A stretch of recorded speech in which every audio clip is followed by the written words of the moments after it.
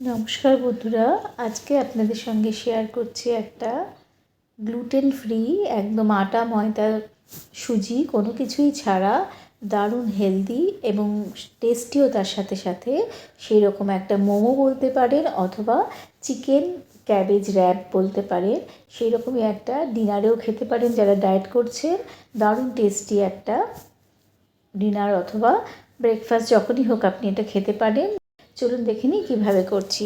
এর জন্য আমি বাঁধাকপির পাতাগুলোকে বাঁধাকপির গা থেকে খুব ধীরে ধীরে একটু সময় নিয়ে খুলে নিয়েছি। এটা যদি গরম জলে গোটা বাঁধাকপিটা দিয়ে দেন তাহলে কিন্তু খুব সহজেই বের করে নেওয়া যায়, অথবা গরম জলে ছাড়াও যদি বার করতে চান তাহলে কিন্তু একটু সময় নিয়ে ধৈর্য ধরে ধীরে ধীরে গোটা পাতাগুলোকে বাঁধাকপির গা থেকে বের করে নিতে হবে। এবং মাঝখানে যে শক্ত শিরাটা থাকে সেটা কিন্তু কেটে ফেলে দিতে হবে, নাহলে কিন্তু এটা যখন আমি মুড়বো জিনিসটা তৈরি করব তখন অসুবিধা হবে।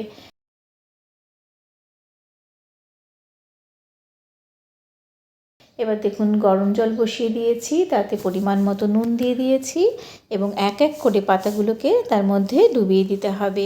দেওয়ার পরে কিন্তু খুব বেশিক্ষণ আমি এটা সেদ্ধ করব না, এটা মিনিট দুয়েক মতন গরম জলে রেখে তুলে নিতে হবে। দেখুন এইভাবে প্রত্যেকটা পাতা ডুবিয়ে দিয়ে আমি ধীরে ধীরে মিনিট দুয়েক মতন গরম জলের মধ্যে দিয়ে রেখেছি। দিয়ে এবার জল ঝরিয়ে ধীরে ধীরে পাতাগুলোকে তুলে নিতে হবে। নিয়ে জলটাকে ঝরিয়ে নিয়েছি, দেখুন একদম শুকনো শুকনো মতন করে নিয়েছি। এরকমভাবে রেডি করে নিয়েছি। এটা কিন্তু রেডি করে ফ্রিজেও রেখে দিতে পারেন, পরেও রান্নাটা তৈরি করতে পারেন যদি সময়ের অভাব থাকে। এবার দেখুন নিয়ে নিয়েছি বাকি ইনগ্রেডিয়েন্টসগুলো। নিয়েছি চিকেনের কিমা, যেটা আমি বাড়িতেই করেছি, আর নিয়েছি পেঁয়াজ কুচি, রসুন কুচি, দেখুন গাজর কুচি, গাজরটা আমি গ্রেট করে নিয়েছি, ধনেপাতা কুচি এবং লঙ্কা কুচি, বেশ পরিমাণ মতন রসুনের কুচি, তার সঙ্গে বেশ কিছুটা বাঁধাকপিও কুচিয়ে দিয়েছি। এবার চিকেনের মধ্যে এক এক করে সমস্ত কিছু দিয়ে দিচ্ছি। প্রথমে দিয়ে দিলাম লঙ্কা কুচি, তারপরে পেঁয়াজ কুচোনো, এতে আমি একটা বড় পেঁয়াজ ব্যবহার করছি।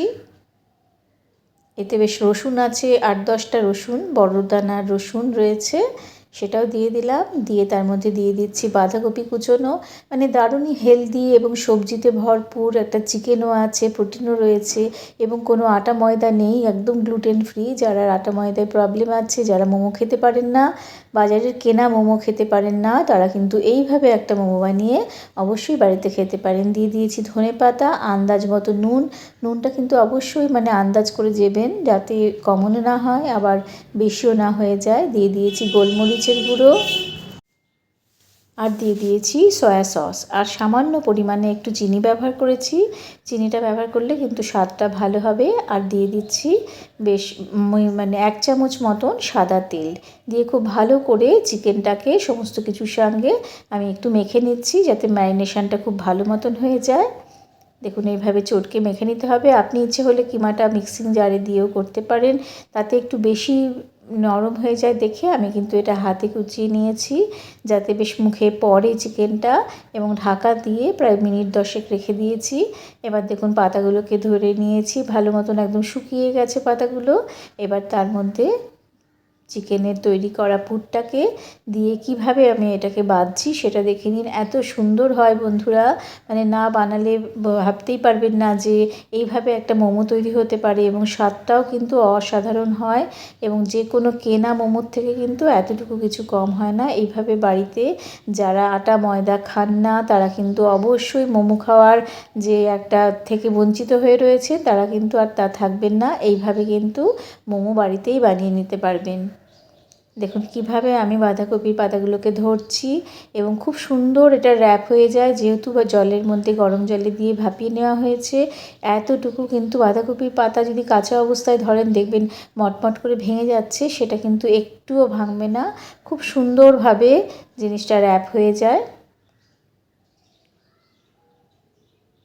এটা যদি বাড়িতে আপনি বাঁধাকপির পাতাগুলোকে এইভাবে একটু হালকা গরম জলে দিয়ে ভাপ দিয়ে রাখেন এবং পুরটাও তৈরি করে রাখেন, যে কোনো সময় কিন্তু এরকমভাবে মোমো তৈরি করে খেতে পারেন। দেখুন সব কটা তৈরি হয়ে গেছে।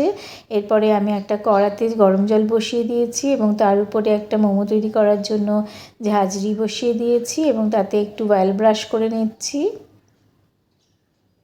যাতে এই ফুটোগুলোর মধ্যে এটা আটকে না যায়। তার জন্য কিন্তু অয়েলটা ব্রাশ করে নিতে হবে। এইভাবে অয়েলটা ব্রাশ করে নেওয়ার পরে তাতে মোমোগুলোকে সাজিয়ে দিতে হবে।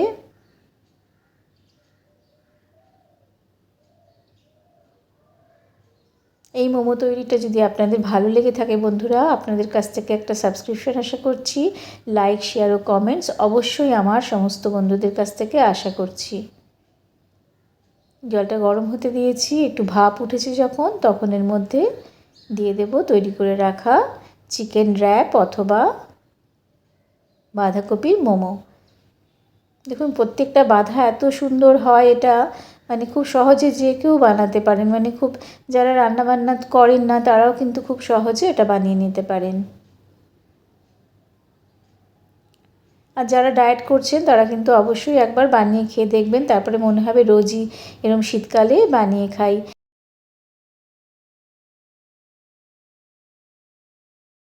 এবার মিনিট 15 পরে আমি প্রত্যেকটা মোমোকে তুলে ঘুরিয়ে দিচ্ছি। যেহেতু চিকেন আছে, যাতে ভেতরটা কাঁচা না থেকে যায় সেটা কিন্তু অবশ্যই আমাকে খেয়াল করতে হবে। সেই জন্য এইভাবে প্রত্যেকটা উল্টে দিয়ে আমি ঢাকা দিয়ে আরও 10 মিনিট মতন রান্না করে নেব, যাতে খুব মানে একদম ঠিকঠাক মতন ভেতরটা মানে রান্না হয়ে যায়। সেই রকমভাবে মোমোটাকে তৈরি করে নিয়েছি। এরপরে সার্ভ করার পালা। অসম্ভব স্বাদের কিন্তু এই মোমোটা তৈরি হয়েছে। আমার মনে হয় আপনাদেরও খুব ভালো লাগবে। আশা করছি আপনারা সবাই জানাবেন কমেন্টস করে। আমি এবার সার্ভ করে দেখাচ্ছি যে অদ্ভুত স্বাদের এবং ভীষণই উপকারী একটা সুস্বাদু মোমোর রেসিপি। এই ক্যাবেজ মোমো অথবা ক্যাবেজ র্যাপ যাই বলুন না কেন, অবশ্যই আপনাদের সঙ্গে দেখা হচ্ছে পরবর্তী নতুন রেসিপিতে।